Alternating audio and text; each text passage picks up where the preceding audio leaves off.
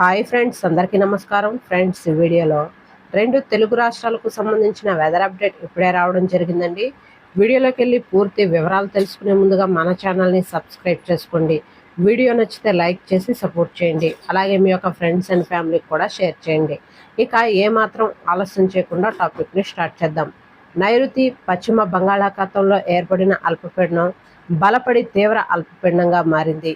నేడు ఈశాన్యంగా తూర్పు మధ్య బంగాళాఖాతంలో తుఫానుగా మారింది. దీనికి రేమాన్ అని పేరు పెట్టారు. ఈ తుఫాను మరింత బలపడుతుందని పేర్కొన్నారు.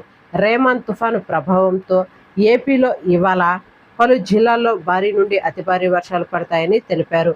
రేమాన్ తుఫాను కారణంగా అల్లూరి సీతారామరాజు, అనకాపల్లి, కాకినాడ, చిత్తూరు, విజయనగరం, మన్యం, విశాఖ, కోనసీమ, గోదావరి, కృష్ణ, గుంటూరు, బాపట్ల, అన్నమయ్య, తిరుపతి జిల్లాల్లో వర్షాలు కురిసే అవకాశం అధికంగా ఉందని సూచించారు. ఈ వర్షాలు ఇవాళ, రేపు, ఎల్లుండి కూడా కురిసే అవకాశం ఉందని వాతావరణ శాఖ అధికారులు చెబుతున్నారు. ఈ నేపథ్యంలో మత్స్యకారులు వేటకు వెళ్లకూడదని అన్ని పోర్టులకు ప్రమాద హెచ్చరికలు జారీ చేశారు. మత్స్యకారులు తగు జాగ్రత్తలు తీసుకోవాలని సూచించారు.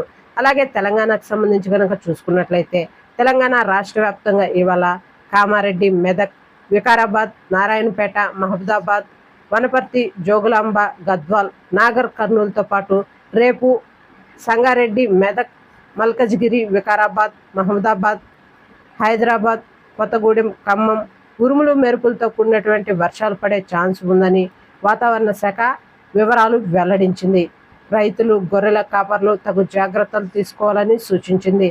కొన్ని ప్రాంతాల్లో పిడుగులు పడే అవకాశం కూడా ఉందని, చెట్ల కింద ఎవరు నిల్చుకోకూడదని సూచించింది. ఓకే ఫ్రెండ్స్, చూసారు కదా రెండు తెలుగు రాష్ట్రాలకు సంబంధించిన వెదర్ అప్డేట్. వీడియో నచ్చితే లైక్ చేయండి, మన ఛానల్ని సబ్స్క్రైబ్ చేసుకొని ఫాలో అవుతుండండి. Thank you.